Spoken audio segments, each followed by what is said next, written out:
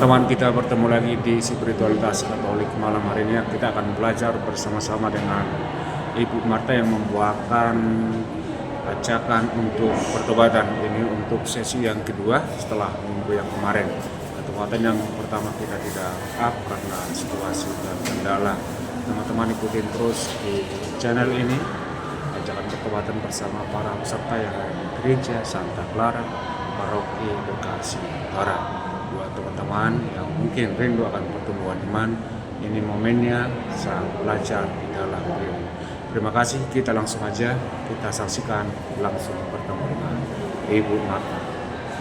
Itu kita kekurangan kelompok kur. Nanti berarti alumni CAP harus ngisi kur ya di Paroki ya. Oke, nah harus loh ya. Oke, ya sekarang lanjut. Nah, ku tahu Tuhan pasti bukan jalan asalku tidak turut dunia. Nah, pertobatan itu hakikatnya adalah seperti ketika kita berjalan ketemu tembok, terus kita ngapain?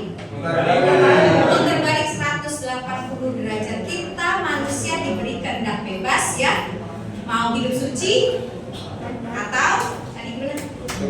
Dosa ya. Tadi kan Nabi jelas banget ya. Asalku hidup suci, tidak turut dunia. Nah itulah yang diminta oleh kita adalah bagaimana kita setia mau mengikuti Tuhan. Nah itu inti pelajaran yang kemarin. Nah saya juga kemarin minta kalau nggak salah, ada tugas rumah. Bener kan, saya masih belum lupa deh. Saya minta tugas rumah. Saya bilang, ayo saya butuh volunteer kan di sini tugas rumahnya mencerna lagi ya tentang anak yang hilang. Terus saya mau di sini minta satu orang yang merefleksikan bagaimana dia sebagai si bungsu. Nanti yang satu lagi saya minta si sulung. Nah, saya nggak diurus siapa ini orang yang di belakang panitia ya. Jadi panitia nggak boleh ikutan ya. Yang bukan boleh ikutan di depan karena ada hadiah ya. Oke, sekarang ya hadiahnya lumayan nih ya. Banyak bisa dibagi ke teman yang lain. Saya minta satu orang volunteer yang dari yang kayak itu bikin refleksi. Siapa yang mau merefleksikan sebagai anak bungsu? Ayo maju. Ayo, siapa anak bungsu? Siapa anak bungsu? Saya udah pegang hadiah lagi. Assalamualaikum. Ini kan salah. Oke, selamat malam Bapak dan Ibu. Saya sebetulnya kebanyakan anak sulung. Jadi hari ini saya harus merefleksikan anak bungsu. Jadi saya kan sampai SLTA itu di kampung ya. Di kampung saya itu di Pulau Samosir sana rata-rata tidak ada pergaulan yang boleh dibilang bahwa kenakalan itu tidak boleh. Jadi rata-rata kita di sana anak sulung. Tapi begitu saya lulus SLTA, saya merantau ke Jakarta dan saya mencari pekerjaan. Tuhan memberikan pekerjaan, lalu saya maaf sedikit bercerita sambil kuliah. Saya sukses, disitulah saya awalnya jadi bungsu. Ketika saya malah saya sukses pada saat itu dan mengandalkan diri sendiri, saya mulai terjadi pergaulan yang tidak bagus seperti waktu kesaksian saya kemarin. Kan di dalamnya juga ada pergaulan yang tidak bagus. Sampai saya mengalami suatu titik jenuh, tapi saya tidak meninggalkan pekerjaan saya. Karena memang uang untuk pergaulan yang tidak bagus itu perlu. Jadi saya memahami di situ saya awalnya mengerti pergaulan malam. Dan pada saat itu saya sampai bisa ketemu dengan artis-artis Batak. Karena saya sering masuk pub begitu. Dan akhirnya pendek cerita karena waktunya tidak terlalu panjang ya. Saya mengalami suatu krisis yang luar biasa ya. Tiba-tiba ibu saya datang dari kampung setelah mendengar cerita saya seperti itu dari saudara-saudara saya. Dan saudara-saudara saya juga memberikan nasihat pada saat itu. Memang saya sudah tidak bisa ya, sudah tidak menerima ya. Jadi akhirnya mungkin mereka mengadu kepada ibu saya. Ibu saya tiba-tiba datang ke kosan saya di Cempaka Putih pas saya pulang kerja. Saya sangat tersentuh dan dia tiba-tiba memeluk saya. Seperti yang terjadi di kisah dia. Saya dipeluk, dia menangis dan dia tidak bicara apa-apa. Dan dia mengajak saya makan di warung Padang dekat Cempaka Putih. Nah, setelah di sana dia pun tidak ngomong apa-apa. Begitu kami pulang ke rumah saya ke kosan, dia tidak bisa 3 hari 3 malam. Baru dia bilang, tidak baik apa yang kamu lakukan, karena yang kamu lakukan ini tidak dikehendaki oleh saya maupun Tuhan. Sekarang pilihan ada di tangan kamu. Kamu mau lanjutkan tindakan kamu seperti ini, atau kamu mau berubah? Kehadiran ibu di sini adalah untuk mencoba memberikan peringatan terhadap kamu, bukan untuk mengajak kamu lebih baik kamu, tetapi memberikan peringatan sesuai dengan yang tertulis di dalam Alkitab. Karena ibu saya memang pengurus gereja sampai ketua wanita Katolik di kampung sana ya. Dia memberikan seperti itu. Kamu mau berubah atau tidak, ada pilihan di tangan kamu. Selama 3 hari dia bersama dengan saya, selama 3 hari itulah pergumulan saya. Dan puji Tuhan, saya adalah anak bungsu dari anak sulung. Terima kasih malam ini. Demikian saja.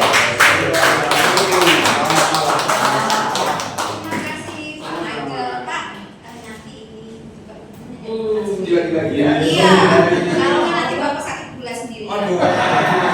Saya serahkan sama Bapak. Baik, tadi kan kesaksiannya benar-benar ya, ternyata dalam kehidupan nyata juga ya Pak Michael mengalami ibunya itu yang mendatanginya, yang membuat dia tadi menjadi bertobat lah istilahnya, mengingatkan dia. Jadi di dunia ini kita juga punya seperti Bapak ya, melalui orang-orang terdekat kita ya. Kalau Pak Michael tadi lewat ibunya ya, seperti itu. Sadar ya, ibunya begitu mengasihinya dan meminta supaya Pak Michael kembali ke jalan yang benar. Kalau nggak ada di sini dia ya. Oke ya, tepuk tangan untuk Pak Michael. Sekarang yang kedua, saya mau minta kesaksiannya sebagai anak sulung. Ayo, siapa anak sulung? Apakah seorang anak sulung itu nggak baik atau yang bungsu nggak baik? Nanti kita jawab bersama-sama. Silakan anak sulung. Ayo, monggo silakan anak sulung. Bapak-bapak, kita harus berani, katanya mau diutus di tengah-tengah serigala. Bacaan hari Minggu kemarin apa? Ayo. Ya, anak domba diutus ke tengah serigala. Sekarang baru diutus di tengah teman-temannya yang di sini aja takut. Temennya belum serigala ini. Ayo Pak, silakan siapa yang mau? Yang muda kalau enggak? Cewek. Kirain berdua. Siapa? Ayo silakan. Ayo, berani. Siapa ini? Ada siapa yang mau cerita? Apa sih yang dimaksud ya ketika menjadi anak sulung seperti itu, sharingnya? Apakah mengingatkan kita juga pernah seperti si sulung ini? Coba pikirkan. Ya, si sulung ini hidupnya bagaimana? Ya, Pak. Jadi saya lumayan, saya nggak mau cek panjang lebar. Ada yang ganti. Hidup damai sejahtera. Shalom.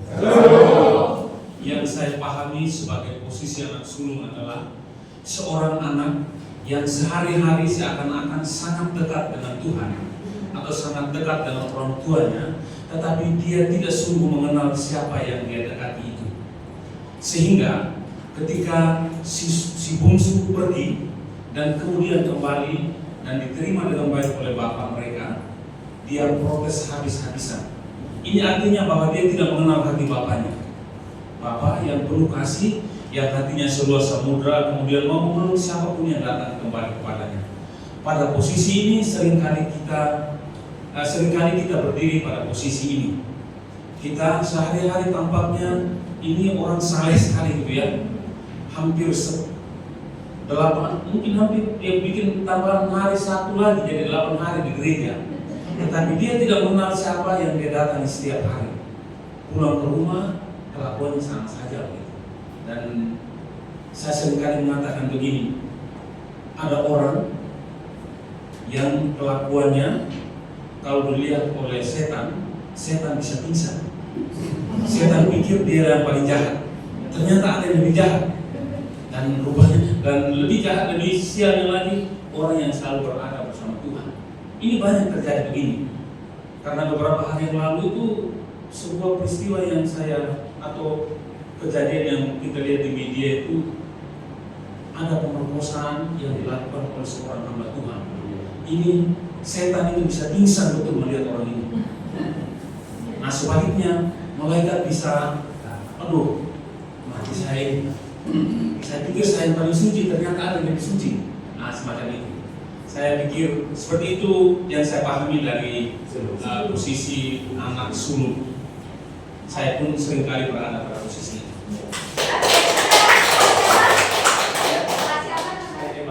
Pak Emmanuel yang luar biasa ya, pemahaman yang ngerti kan? Apakah kita sering jadi anak sulung? Sering ya, makanya bertobatlah ya. Baik nih Pak, bagi-bagi teman lagi. Sama, oke, salah sendiri bagian sini gak tahu ya kenapa jawab ya. Oke, udah ya, berarti udah kan itu PR-nya udah selesai. Nah sekarang kita lanjut ya. Nanti kita ada jurnal. Kemarin kan udah disuruh bikin tulis jurnal kan?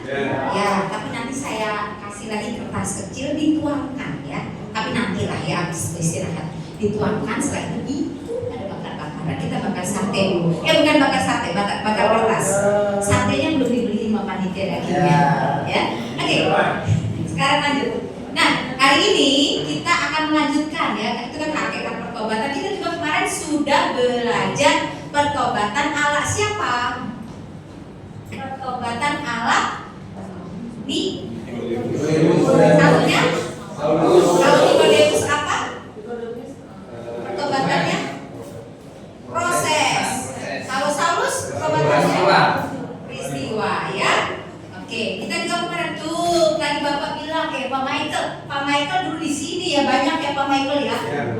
Sekarang udah segalanya udah apa bukan segala ini macannya udah takut sekarang ini karena sudah ada Roh Kudus ya yang selalu mendampingi Pak Michael. Udah ada di sini loh di dalam ya. Besok nanti setelah ini Pak Michael tahun depan jadi panitia kan? Amin. Ya bersama teman-teman yang lain maksud saya. Oke, lanjut ya. Oke, pertobatan itu adalah proses yang terus-menerus tidak berhenti. Walaupun proses pertobatan kita seperti si Saulus, ya Saulus kan itu melalui suatu peristiwa. Tapi apa berhenti di sampai situ? Enggak, terus ya. Oke, kita lanjut. Nah,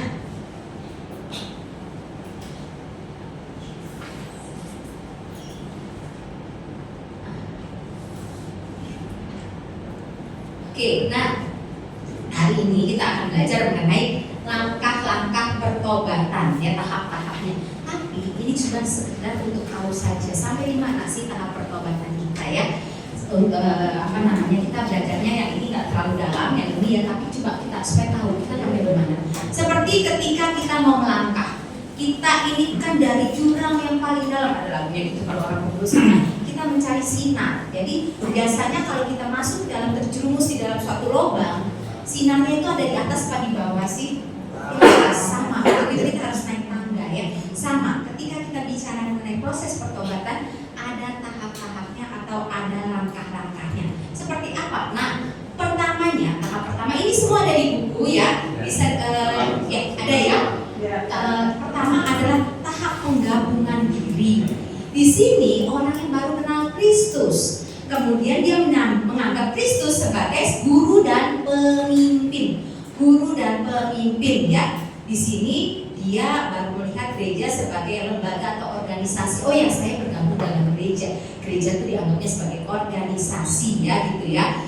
Dia mulai mengenal dari tidak tahu Tuhan, akhirnya mulai menerimanya. Ini cuma seperti apa?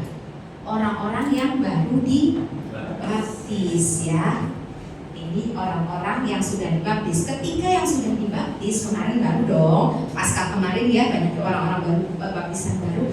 Nah inilah mereka ini pertobatan di gereja. Ada yang karena ikutin gara-gara mau merit, ya gara-gara mau nikah gitu ya, masuk kantor. Ada juga memang karena panggilan ya. Ada seperti waktu itu saya cerita di paroki Cilandak pernah ada satu cewek ya, anak muda. Setiap hari dia mau pergi kerja kerja dia lewat gereja Katolik, dia lihat ada misa, teng pagi dia nengok kayak gitu ya. Terus akhirnya dia masuk menjadi anggota Katolik ya, ikut puji Tuhan. Tapi sayangnya ketika kita melihat teman-teman seperti ini, ketika dia dalam suatu masalah, kita harus rangkul dia karena dia bisa balik lagi karena banyak karena dasar belum kuat ya. Dan satu lagi gangguan, dia bukan gangguan tetapi juga pengaruh dari pihak keluarga ya. Jadi ini cuma ceritanya, cuma ini adalah pertobatan yang digerejakan. Dia tahapnya baru di sini, baru mencari-cari, baru ngerti gitu ya. Makanya kalau ada teman yang kayak gini, ayo kita rangkul gitu ya, jangan sampai hilang ya, seperti itu ya. Oke, lanjut. Nah, kemudian pertobatan tingkat kedua yaitu contohnya semakin modern lagi. Apa aja yang dilakukan? Oh, Kristus sebagai pemandu saya. Berarti saya udah mau lebih apa nih? Mau ikut kegiatan-kegiatan ya, mau ikut misa gak cukup cuma misa hari Minggu aja. Saya juga pagi-pagi mau ikut misa harian. Saya mau ikut Jumat pertama. Saya juga kalau ada pertemuan lingkungan, ikut-ikut pengen tahu kayak apa sih kayak gitu ya. Ini seperti ini. Di sini dia ada kerinduan ingin mengenal Yesus lebih dalam lagi. Ya, di sini Kristus sebagai pemandu dan mulai merasakan, oh iya benar ini ya arah dan tujuan hidupku ya. Jadi di sini lihat gereja ini bukan suatu organisasi, tetapi gereja, G-nya gede, berarti bukan gedong ya, gereja kita semua ya, sarana membentuk peziarahan. Udah tahu nih, udah punya teman-teman nih, saya udah sama Pak Michael ya seperti itu, sama Pak Singgi seperti itu, kita sama-sama satu persaudaraan menuju tujuan yang sama, punya arah dan tujuan yang sama. Nah contohnya kalau yang pertama tadi ceritanya nih, ini analoginya saya kasih contohnya biar gampang. Yang pertama tadi ceritanya ada seorang ibu yang pindah ke Katolik yang pertama ya, karena menikah dengan suaminya. Nah ini yang pertobatan kedua, si ibu dibaptis. Wah, dia semakin mau belajar ya, dia belajar ini belajar itu ya. Padahal tadinya dia Katolik ya, setelah menjadi Katolik dia menjadi rindu suaminya karena sibuk nyari duit, nggak sempat ya, gitu. Jadi cerita aja ya, kira-kira seperti ini bertumbuhnya kepercayaan. Lanjut, sekarang tahap ketiga apa ya misalnya? Nah, mengalami penghayatan iman. Di sini siap menjadi saksi Kristus, malakristis atau permasalahan berat, mengalami hidup baru. Di sini ya, jadi ada krisis, ada tertentu, terus dia menganggap Kristus sebagai sahabatnya. Ceritanya lagi, si ibu tadi tiba-tiba sakit. Si ibu ini sakit berat, dan suaminya takut kehilangan istrinya. Dari si suami yang tadinya yang nggak mau ikut kegiatan, dia tahu saya orang Katolik, saya pengikut Kristus, tapi tidak pernah menjalankan kewajibannya seperti itu. Dia kaget, waduh ini gimana? Dia bertobat, dia doa, dia lihat teman-teman istrinya kan aktivis ya, dia lihat istrinya didoakan teman-temannya, terus kemudian dia lihat juga istrinya begitu giat berdoa, berpasrah segala macam. Akhirnya iman dia kesini, dan akhirnya dia juga mau menjadi saksi. Demikian juga si istrinya juga dengan di tengah sakitnya, dia juga semakin mau bersaksi karena begitu baiknya Tuhan melalui teman-teman dia seperti itu, dan akhirnya ceritanya istrinya boleh sembuh. Nah inilah di sini pengalaman akan penghayatan iman, merasakan apa yang telah diberikan Tuhan kepada dia, dan dia tidak akan berhenti sampai di situ, tetapi membagikan pengalaman imannya ini, penghayatannya kepada orang lain melalui kesaksian iman. Supaya apa? Supaya orang yang mendengar kesaksian iman dia juga semakin percaya dan mau mengikuti Kristus ya. Di sini Yesus adalah sebagai sahabat. Nah, gereja juga sebagai persekutuan iman ya. Di sini dimulai dari kesaksian iman ya, tapi kebanyakan kesaksian imannya masih berpusat kepada diri sendiri. Ini tahap ketiga. Oke, ayo imbang-imbang kita ada di mana? Pikir-pikir kita ada di mana ya. Terus yang keempat adalah penyerahan diri atau rekonsiliasi iman.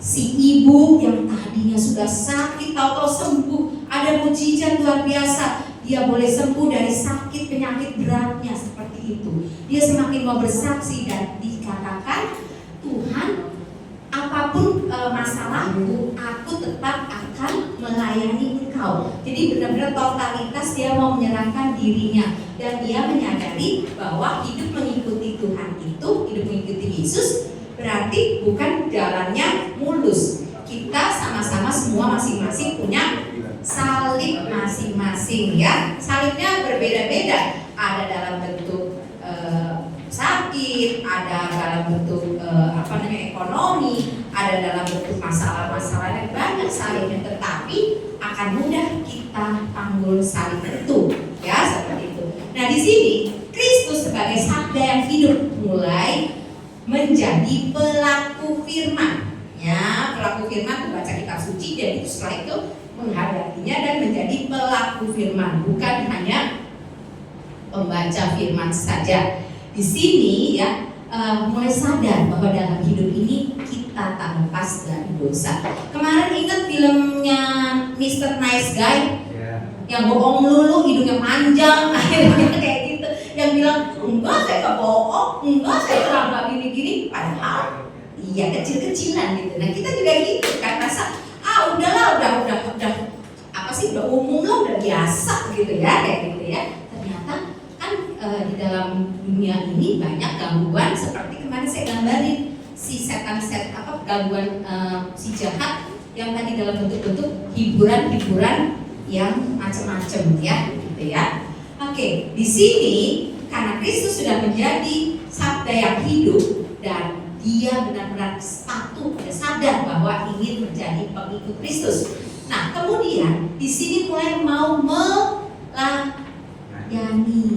Nah, contohnya si ibu tadi lepas dari sakit penyakitnya, dia mau menjadi pelayan melalui kesaksian iman dia ya. Jadi dan juga dia terus walaupun mungkin penyakitnya masih ada dikit-dikit, tetap dia mau menjalani. Ingat Mother Teresa? Ya, seperti itu ya. Ada satu pewarta ya, namanya Ibu Mike Lolong. Ada yang pernah dengar Ibu Mike Lolong? Iya, gimana dia? Berapa kali kena sakit kanker? Wow, luar biasa. Terakhir saya ketemu minggu lalu di gereja Blok B, karena saya walaupun di Cilandak, kadang-kadang kalau anak saya itu sebenarnya gereja last minute, gereja terakhir. Gereja terakhir itu kalau di selatan adanya di gereja Blok B. Kalau di gereja saya jam 5, kalau di Blok B, di Blok I. Kalau gereja saya jam 5, gereja Blok B jam 6, minggu nih ya. Kalau Blok I jam setengah 7.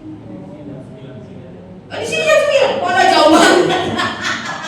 Ini malam Pak, jam 9 malam. Oh pagi, ini malam Pak. Anak saya jam 9 pagi masih tidur lah. Nah, terus kemudian saya lihat ya, dia yang tadinya waktu itu ada kesaksian berapa bulan yang lalu, dia masih jalan dengan kursi roda, masih duduk di kursi roda terus mencoba berdiri. Kemarin dia sudah lancar jalannya ya, bisa jalan, bisa seperti itu, ngomongnya sudah lancar, dan dia hanya ditemani seperti yang untuk helpernya dia aja gitu. Luar biasa, berapa kali dia kena vonis sakit kanker ya, seperti itu.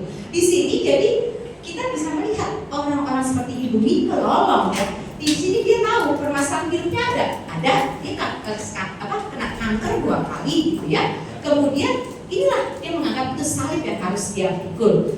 Nah, di sini dia melakukan eksiologinya adalah gereja sebagai pembawa kabar baik. Dia adalah sebagai anggota gereja kan, makanya dia sadar sepenuhnya bahwa dia harus menjadi pewarta kabar baik ya. Ini ya pertobatan keempat, penyerahan diri ya. Semoga kita bisa menuju arahnya ke sini ya. Amin. Terus yang kelima. Nah, transformasi atau perubahan diri ini kesadaran umum di mana kita menjadi lebih radikal lagi. Di sini semakin menunjukkan Kristus yang melayani dengan kasih. Siapa contohnya? Kalau kita bicara orang-orang yang saat ini deh yang melayani dengan kasih. Tadi saya sebutin tuh. Mother Teresa, dia gimana dalam pelayanannya? Sangat luar biasa ya. Dia sendiri sakit nggak? Yang udah tua juga. Ya makanya rajin olahraga, jangan sampai nanti tua. Saya ketemu Pak Michael, Pak Michael, saya masih pikir Pak Michael, ya gimana? Gitu ya. Ya, maksudnya ya sudah tua, tapi dia juga banyak penyakitnya juga ya. Seperti itu. Jadi kita lihat dia sakit, tapi dia mau melayani. Di sini ya, semakin dia mau melayani sampai ke orang-orang yang sakit kusta. Pernah ketemu orang sakit kusta? Gitu kan? Belum. Bapak gimana waktu ketemu orang sakit kusta? Ada perasaan jujur, pertama kali jujur. Kalau saya jujur begitu lihat orang sakit, mikir kan? Ya padahal nggak nular ya. Tapi ada kadang-kadang kita kayak gitu kan? Nah ada ya Pak ya perasaan gitu ya. Nah ini, tapi dia mau memeluk, mau memegang, mau menggendong seperti itu ya. Disinilah eksklesiologi Kristus sebagai kepala gereja. Karena dia adalah anggota gereja dan menganggap Yesus sebagai kepalanya, maka harus patuh sama Kristus.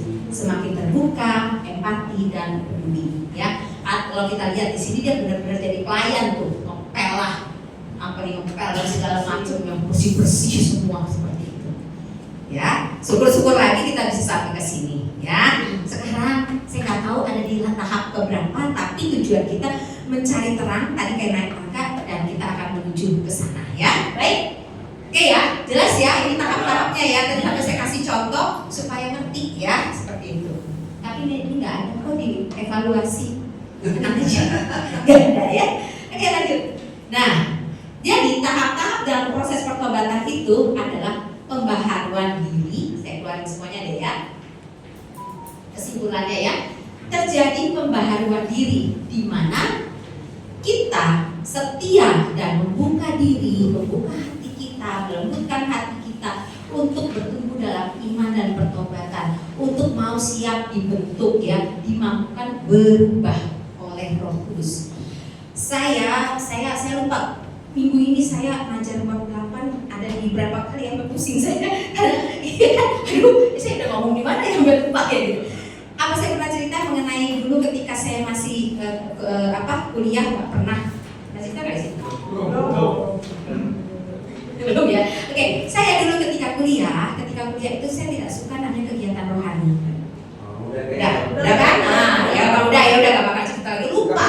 Ya, tapi kalau saya boleh diizinkan saat ini berdiri di sini, emang maunya saya tidak ya sama sekali. Nah inilah yang kalau saya katakan, apakah saya memang gara-gara istilahnya kan saya udah gak kerja sekarang ya, terus gara-gara gak kerja pengen aja jadi guru begini-gini, enggak juga ya kayak gitu ya, enggak juga udah pensiun cari-cari kerjaan supaya ada kerjaan gitu, maksudnya nggak nganggur, maksudnya nggak kerja saya pengacara sekarang ya, nganggur banyak acara tidak, tapi memang karena Tuhanlah yang mau membentuk kita. Nah, Tuhanlah yang telah begitu baik membentuk saya. Kalau perjalanan saya sampai di sini pun juga ini jatuh bangun. Berapa kali saya kena penyakit, dia kena penyakit, 2 kali saya kena penyakit, dan ini yang membuat saya akhirnya merasa, oh ternyata dia mau membentuk saya. Ya, oke. Di sini yang dipentingkan dari kita yang ada di sini adalah mau membuka hati kita. Hari ini, nanti di sesi terakhir kita sama-sama menyerahkan kelemahan-kelemahan kita, belenggu-belenggu kita. Dan kita mau juga tuliskan niat kita, mau lepas dari belenggu itu, tuliskan nanti dalam 1 kalimat, jelas, tulis ya, seperti itu ya. Oke, nah setiap orang dalam tahap pertobatan berbeda, ada seperti si Saulus, ada seperti Nikodemus, tapi hasilnya sama ya, tapi pengalaman pertobatannya yang berbeda. Nah, kenali tahap pertobatan yang mana? Kita sebagai seorang pembawa kabar baik harus tahu di tingkat mana orang yang akan menerima kabar baik. Jadi ketika nanti kita bertemu dengan teman-teman ya, terus kita bercerita ya, di bab 10 nanti ada, kemarin bab 5 sudah diajarin berteman dengan sesama ya. Nanti bab 10 juga nanti ada yang namanya praktek kunjungan rumah dan praktek kunjungan panti. Ketika melakukan praktek kunjungan rumah, nah kita harus mengenali. Ingat kan juga ada identifikasinya di bab 5 ya, porsi kita harus bisa juga mengenali orang ini sudah pertobatannya sampai di mana. Apakah orang ini hanya mengenal Yesus karena dia dibaptis saja, baptis bayi dan sudah tidak ada kelanjutannya, banyak yang seperti kita di situ ya. Bahkan juga ada yang ketika ditanya, kamu sudah krisma belum? Kan zaman sekarang kalau baptis langsung krisma, tapi kalau zaman dulu ya baptis. Ya kan, kalau baptis dewasa sekarang udah komplit bukan sakramen inisiasi, tapi begitu kamu udah krisma, apaan tuh krisma? Hanya gitu kan, ada ya gitu ternyata ya. Nah inilah kita nanti harus tahu tahap dia di mana ya. Terus kemudian apakah tahap pertobatan harus melalui langkah pertama dibaptis dulu, terus kenal, terus setelah itu tahap kedua, tahap ketiga, perlu gitu nggak? Tergantung lagi ya. Cerita Saulus atau Rasul Paulus itu dia langsung loncat tuh karena dia peristiwa ya, dia langsung ke tahap ketiga. Tahap ketiga apa sih tadi? Nah, nih tahap ketiga. Iya kan? Iya kan? Pengalaman penghayatan gara-gara melihat sinar jatuh mata buta, ya kayak gitu ya. Dia langsung ke sini ya. Ada sesuatu krisis pada saat itu sehingga akhirnya dia punya masalah berat, matanya buta ya seperti itu. Terus kemudian dalam kebutaannya dia akhirnya mengalami hidup baru seperti itu dan akhirnya mau menjadi pengikut Kristus. Dari yang tadi ngejar-ngejar pengikut Kristus sekarang menjadi pewarta kabar sukacita. Gitu ya, malah dia yang akhirnya terakhirnya bagaimana nasib dia? Ya kalau Petrus ya, akhir-akhir ini banyak sekali seliweran IG kalau nggak salah tentang perjalanan 12 rasul ya, melayani di mana itu. Saya suka liatin IG tapi nggak hafal sampai hari ini kemana itu kemana nggak hafal otak saya udah bolot seperti itu ya. Nah oke, kita lanjut ya. Kalau tadi kita sudah tahu tahap pertobatannya, sekarang kita lanjut ke benih yang bersumber dari Yesus.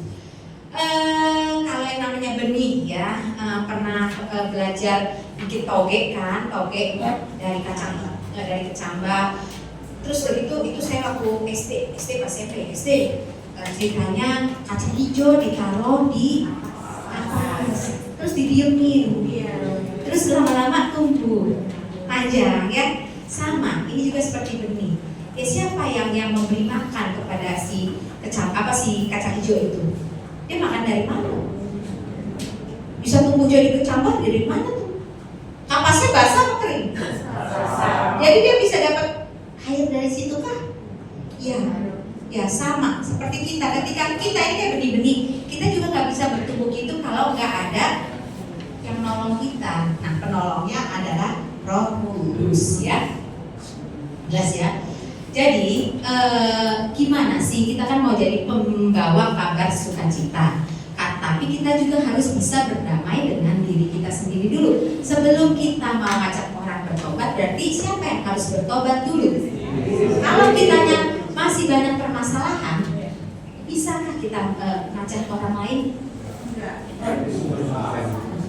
Jadi sumber masalah di suatu komunitas yang ada satu orang pelayanannya luar biasa bagus sekali, WL-nya bagus, segala macamnya bagus, tapi dia suka friksi kiri kanan. Bagus gak? Enggak ya, karena kita harus bisa berdamai dulu ya, seperti dengan diri kita sendiri ya. Nah, kenapa? Karena ketika kita sudah berdamai dengan diri kita ya, kita sudah bisa menyerupai wajah Kristus, makanya di sini kita bisa membagikan kesaksian iman tentang Yesus, bukan tentang kita ya, tentang kebaikan-kebaikan Tuhan yang telah kita alami dan terima. Nah, kemudian kita juga harus memberitakan siapa itu Tuhan. Itu ada di bab tuh. Pak Jim kemarin ngajar apa? Sang Kristus. Jadi yang diceritain siapa? Bukan cerita tentang kita kan? Bab 6 belajar ke apa? Kesaksian iman. Kesaksian iman. Nah, waktu ngomongin kesaksian iman, siapa yang diceritakan? Tapi apa? Tapi siapa yang diceritain? Kisah Kristusnya. Ingat yang segitiga kan? Ya, ingat yang segitiga itu. Jadi harus fokusnya ke Kristus. Makanya di sini pemberitaan yang jelas mengenai siapa Yesus, apa yang telah kita terima dari Yesus. Ingat ya, jangan salah ya. Ada loh, ada di mana-mana kasih kesaksian. Orang maju ya. Terus dari itu dia cerita, saya sembuh dari penyakit kanker. Tapi diceritainnya mulai dari dia ketahuan deteksi kankernya, terus dari itu dia pergi ke rumah sakitnya gimana, kemonya gimana, operasinya gimana, kemonya gimana, radiasinya gimana. Lah, kalau diceritain prosesnya pengobatannya enggak, harusnya kita ceritakan setelah Kristusnya, setelah mengalami treatment itu ternyata dia boleh sembuh dan dia melalui doa dan itulah. Jadi kadang-kadang ya kita namanya manusia dan pengen cerita kalau kayak gitu. Makanya kalau kesaksian ingat segitiga ingat 36. Jadi diceritain Yesus ya. Jelas ya? Oke. Nah, kita ini kan pembawa kabar baik. Berarti sama juga dengan fasilitator pertobatan. Seorang fasilitator adalah orang yang bagaimana? Fasilitator bulan kitab suci itu ngapain? Fasilitator karena kemarin APP ngapain tugasnya? Ya tentang kitab suci ngapain fasilitatornya? Memandu kan? Iya, memandu kan? Ada buku panduannya? Ada ya. Nah di sini jadi ketika kita menjadi pembawa kabar baik sama seperti fasilitator. Jadi kita memandu orang untuk bertobat. Apakah kita yang membuat dia tobat? Iya. Bukan kita yang membuat dia bertobat, tetapi kita membantu ya, mendorong ya seperti itu. Jadi kita seperti kalau di dalam suatu pesta, misalnya pesta kawinan. Nah, pesta kawinan itu pakai meja gitu, pakai meja, makannya di meja gitu.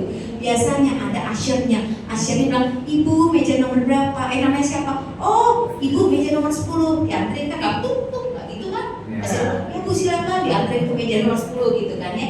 Nah kita tugasnya kayak gitu ya, jelas ya? Oke. Roh Kudus adalah pelaku evangelisasi. Roh Kuduslah yang mempertobatkan. Roh Kudus yang mempertobatkan kita. Dan setelah itu kita juga diminta untuk juga berbagi dengan yang lain, bisa juga mengajak yang lain ini orang-orang kita temui untuk juga bertobat. Nah, ingat perikop tentang benih, menabur benih. Ada di tanah apa aja benih itu jatuh?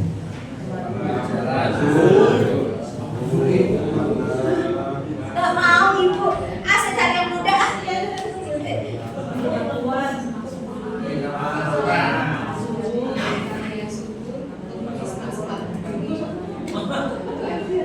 Apalagi di semak berduri itu jadi gimana benihnya?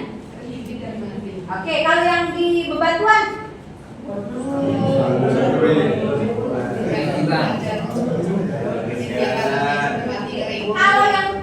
kalau yang ya, nah ini ayo, jangan terendam baca, ayo nggak apa-apa ayo.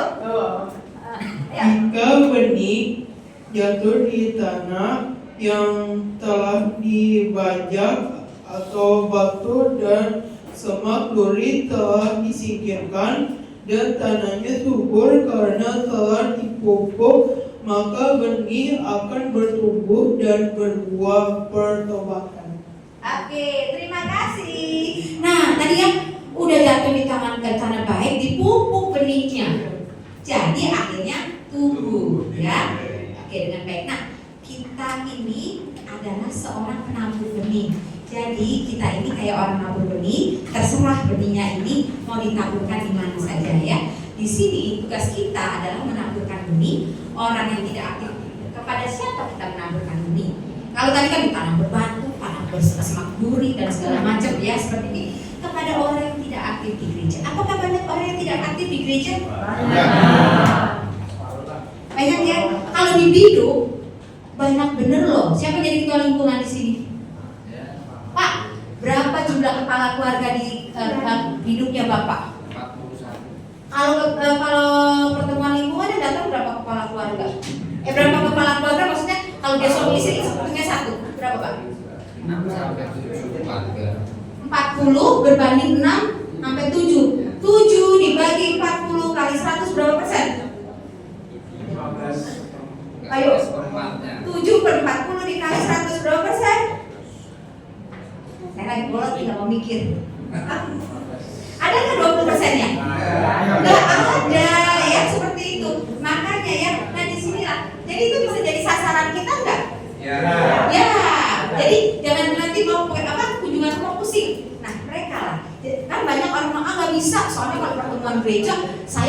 jalan, apalagi rumahnya di Bekasi, kerja saya di Jakarta, baru sampai rumah 8:30. Ya, banyak alasan kayak gitu. Tapi kalau mau bisa ya bisa lah ya. Terus gitu, orang-orang yang sudah aktif atau pengurus gereja bisa nggak kita seperti ini? Saya di DPH, tapi setengah mati minta yang namanya teman DPH saya ikutkan. Contohnya ya seperti itu. Ada ya, karena merasa sudah aktif ya. Tetapi ketika kita aktif, kita bekerja di gereja itu ya berbeda dengan kerja di kantor ya. Ketika kita melayani, beda loh melayani. Kalau namanya bekerja untuk Tuhan itu menjadi pegawai paling bawah istilahnya ya, melayani ya, servant leader. Tapi kalau di kantor, kalau bos kan beda. Jadi ketika kita melayani DPH bukan berarti dia ya, saya jujur kalau di DPH waktu itu kan saya di seksi liturgi, itu apa dibilangin saya mau dibikinin rumah di gereja, karena kalau seksi liturgi apalagi pekan suci ataupun Natal itu udah nggak pulang-pulang, bener kan? Berarti yang anggota DPH itu harus cek dulu harusnya itu. Ayo ajak di sini di kami sudah sekarang mereka sudah. menganggap bahwa mereka melayani yang paling bawah, jangan yang paling atas. Kursi nggak boleh. Oh, Bapak bicara lah. Begitu ya. Jadi ini contoh ya, karena memang dimanapun ya, ada juga seorang ketua lingkungan yang merasa juga, kebetulan saya sekarang membawahi lingkungan ya. Jadi ada juga saya ini ketua lingkungan, kalau udah cap beda ya sama ketua lingkungan belum cap. Ketua lingkungan yang cap mau sampai apa istilahnya tuh melayani. Tapi yang belum cap, waktu itu saya pernah bawa Pixis ya, kan ada Pixis. Saya bilang, nih Pak, Pixisnya bla bla ketua lingkungan. Dia bilang ini, Bu Marta anterin aja deh ke warga saya. Saya bilang, lah, aku yang suruh anterin. Pak, ini kan umat Bapak. Ya tapi saya nggak sempet, Ibu Mbak. Ya ampun, saya bilang, kenapa jadi gue ya? Kan gue bukan umat lingkungan lu kan pasti emak gue. Pasti. Cuma saya bilang, oh iya ngerti. Terus ya setelah itu saya tahu, oh Pak ini begini, Pak ini begini. Tapi saya lihat lagi, oh belum cap ternyata. Ya, gitu ya. Nah inilah pasti ya, saya yakin dan percaya teman-teman, bapak-bapak, ibu-ibu yang telah cap, ketika melayani akan berbeda. Ya, ingat ya, bukan berarti kita itu lebih hebat, tidak. Tetapi kita melayani bahwa itu kita sadar bahwa melayani itu bukan menjadi pejabat. Ya, ingat namanya servant leader. Ya, servant leader adalah pemimpin menjadi kita. Ya, seperti itu. Nah, ada juga orang yang tampaknya tidak peduli akan kehadiran Tuhan dalam hidupnya. Ada nggak ini? Nah, apalagi udah namanya sibuk dengan pekerjaan seperti itu ya. Terus kemarin juga saya cerita juga kan kondisi saat zaman ini ada yang namanya kita kadang-kadang melihat di sana kok sesuatu yang tidak baik tapi menjadi sesuatu yang normal kayak gitu ya. Jadi memang di sini kayaknya orang sudah tidak peduli. Seperti saya ceritakan kemarin ketika saya nganterin anak saya, itu saya di suatu kota, saya lihat kenapa LGBT-nya kok sampai mau ada hari LGBT segala macam. Saya bilang gila ya, LGBT kayak gini. Terus saya lihatin lagi, oh begitu ya sekarang LGBT nggak laki nggak perempuan, sekarang udah kayak gitu ya. Sementara kita tahu bahwa itu tidak baik ya. Oke. Nah, apa yang harus kita lakukan? Sekali lagi tadi kan saya tekankan, ayo kesaksian iman cerita tentang Kristus dan ajaklah mereka bertobat. Ini langkahnya. Jelas ya?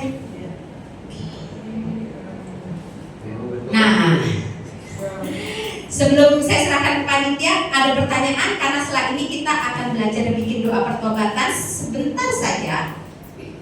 Terus kemudian setelah itu kita akan masuk praktek saling mendoakan ya. Ada pertanyaan? Jelas ya? Oke, habis ini kita belajar praktek mendoakan. Saya serahkan ke panitia, saya lebih cepat 4 menit, nanti akan maju ya. Terima kasih. Terima kasih Bu Marta. Mari kita bangkit berdiri, kita doa. Kita buka halaman 29.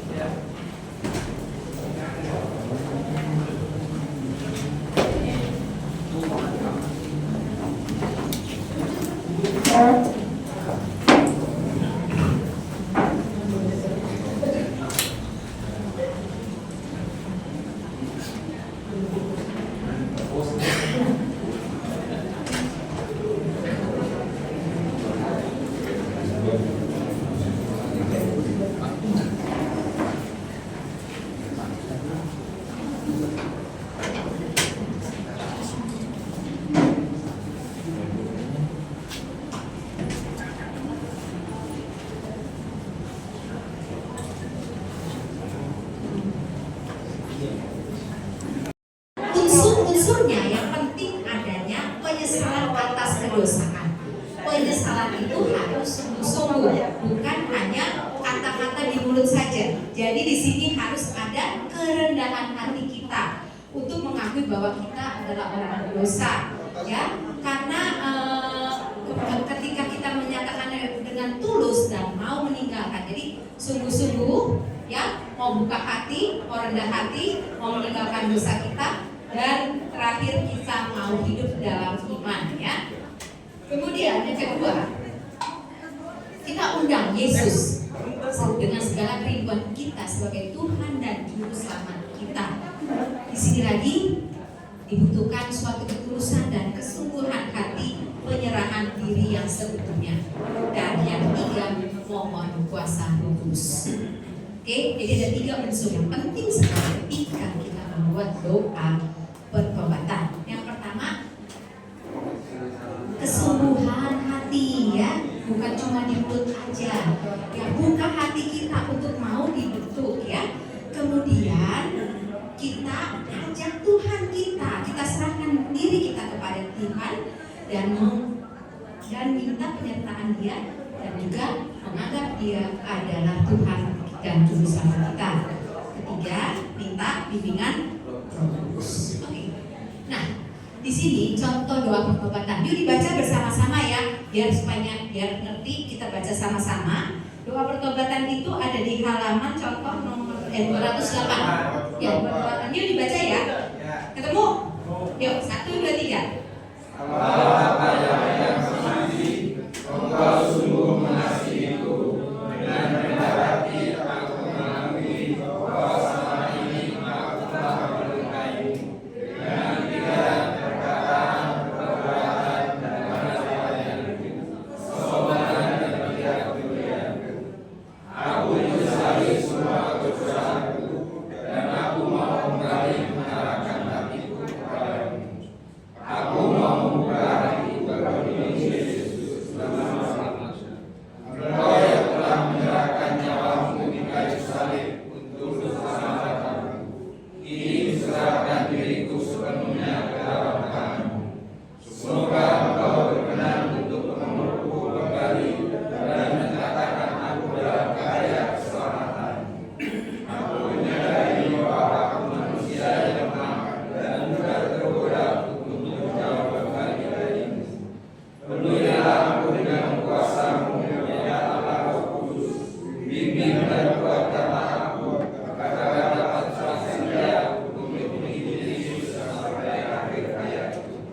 Bunda Maria, Bunda yang berbelas kasih, doakan kami selalu. Amin. Baik, sekarang kita lihat, ya, paragraf per paragraf. Yang pertama, coba kita lihat di sini ada unsur apa? Paragraf pertama, kesungguhan hati, ya, mengaku, ya, mengaku bahwa kita adalah orang berdosa. Terus yang paragraf kedua, sedang yang engkau dan seterusnya, ini apa? Penyerahan. Kepada Yesus. Iya. Oke. Terus yang ketiga di sini paragraf terakhir. Kuasa Roh Kudus. Oke. Nanti tadi kalau kita balik ke sini lagi sama nggak? Nih, ingat, ya. Jadi penyesalan atas kedosaan, undangan penyerahan diri kepada Yesus, kemudian mohon kuasa Roh Kudus. Oke, ini contoh doanya. Nah, kemudian doa yang tadi indah tadi itu kan bagus banget, doa itu tidak akan bermanfaat kalau tidak ada ketulusan hati kita. Baik, itu kita bacakan bersama-sama Roma 10:9-10, 1, 2, 3.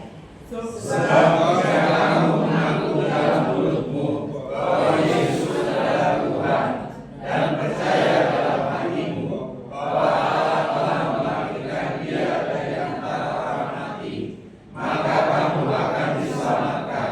Karena dengan hati orang percaya dan dibenarkan, dan dengan mulut orang mengaku dan diselamatkan.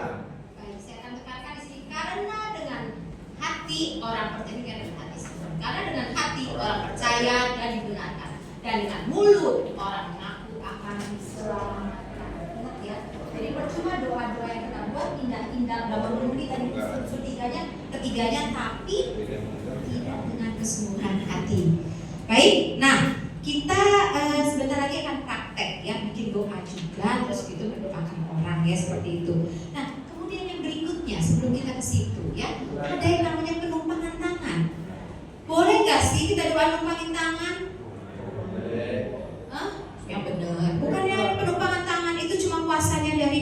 kaum klerus aja, romo-romo aja. Hah? Boleh kan? Di sini penumpangan tangan secara sakramental adalah hak khusus para uskup dan para imam. Tuh baca. Tapi penumpangan tangan oleh awam, baca bawahnya jangan mau dulu ya. Penumpangan tangan oleh awam sebagai ungkapan kasih. Jadi ketika saya mau berdoa kepada Ibu Maria, Pak, hari ini konsumsinya bukan nasi kuning.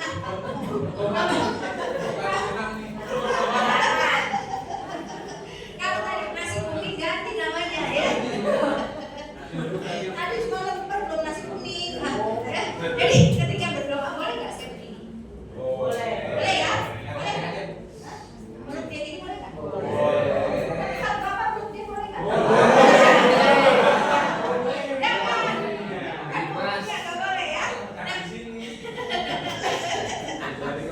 Awas ya kalau ada kelanjutan tertentu dari gara-gara nah, boleh nggak kalau kita bercanda berdoa dari depan tumbang ini? Maaf ya Bu, terus kalau saya gini maaf boleh, namanya ini maaf dulu saya bilang maaf. Nggak, kalau kita mau taruhnya jauh aja, jangan ditodol-todol gini ya. Jangan, maaf ya Bu, tentu sambelnya ini deh, besar. Kira-kira seperti itu ya, boleh. Kenapa? Karena penumpangan tangan ini sebagai ungkapan kasih kita. Ketika nanti kita berdoa ada orang merasa tersentuh sedih, peluk boleh aja ya seperti itu ya. Karena ketika ada sentuhan mereka merasa ada orang yang memperhatikan kita, ada kedamaian, ada rasa perlindungan lah kira-kira seperti itu ya. Oke, jadi di sini kita minta kuasa Roh Kudus bekerja ya. Terus kemudian kita doakan orang yang kita doakan itu ya. Nah, kenapa kita minta kuasa Roh Kudus? Kita itu udah punya Roh Kudus belum sih? Kapan kita menerima Roh Kudus? Pada baptis. Terus kemudian saya itu kapan lagi dibuat-buatin itu loh? Dibuat-buatin itu tempat krisma. Semua sudah menerima Roh Kudus ketika kita dibaptis. Dan bahkan ketika kita sakramen krisma diingatkan kembali supaya Roh Kudus bekerja untuk kita.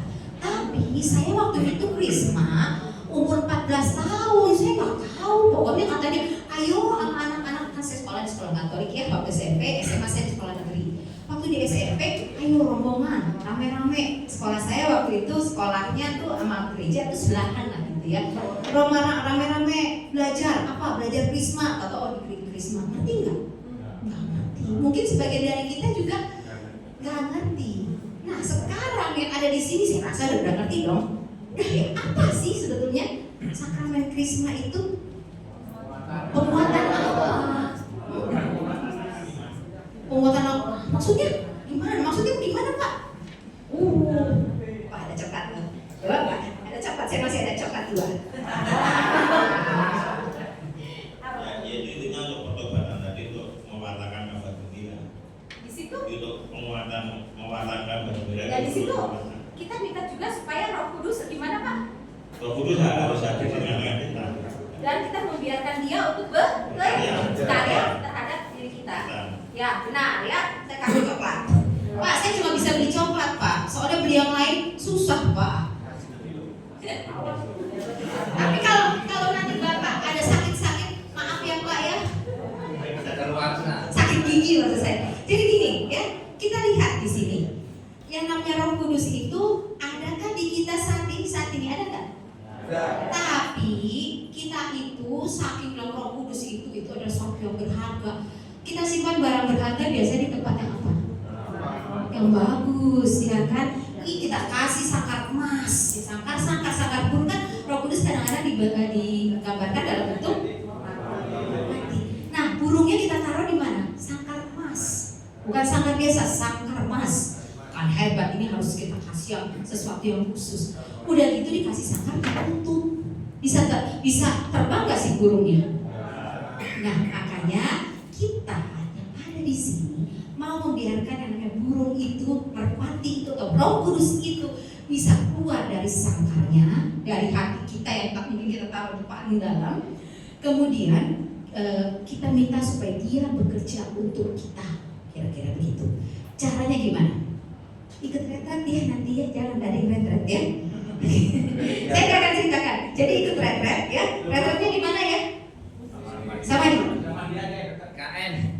deket ya.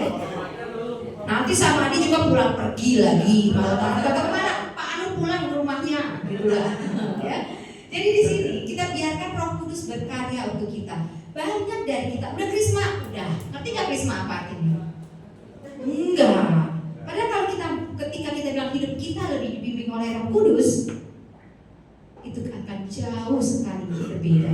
Kita akan mempunyai hidup yang baru, ya. Jadi tunggu retret lanjut ya. Jadi kita ini mau buat Roh Kudusnya supaya berkarya, termasuk juga di dalam pertobatan kita. Kita biarkan Roh Kudus terus berkobar-kobar, ya. Baik. Nah, kita akan praktek mendoakan doa pertobatan. Nah, bagaimana nanti ketika kita praktek doa ini ya, doa pertobatan? Contohnya tadi ya, misalnya saya mendoakan seorang ibu ya, seorang ibu yang cemas lalu ya, cemas akan masa depan, cemas akan hari esok. Pertama tadi usul doanya kan jelas ya, kita minta kepada Tuhan ya, seperti itu. Terus kemudian kita pengakuan dosa, menyerahkan diri, terus mengundang Tuhan, dan terakhir mengundang Roh Kudus ya. Jadi misalnya ya Allah Bapa Putra dan Roh Kudus bla bla bla bla ya. Saat ini saya berdoa untuk teman saya, sebutkan namanya. Saya berdoa untuk Bapak Michael karena selalu dekat sama saya, jadi saya tahu nama dia. Ya, saya berdoa untuk Pak Michael. Engkau lebih tahu kebutuhan apa yang saat ini diperlukannya. Biarlah kasih kuasa Roh Kudus melembutkan hati, membuka hati Pak Michael untuk dapat melepaskan diri dari kecemasannya kayak gitu ya. Terus sudah kira-kira seperti itu. Dan terakhir kita tutup doa kita dengan boleh kemuliaan, boleh juga kita katakan demi Kristus Tuhan dan pengantara kami ya. Karena itu biasanya rumusan dari doa-doa Katolik. Jadi gunakan yang tadi itu, yang 3 unsur itu. Nah itu kira-kira contoh doa pertobatan. Nah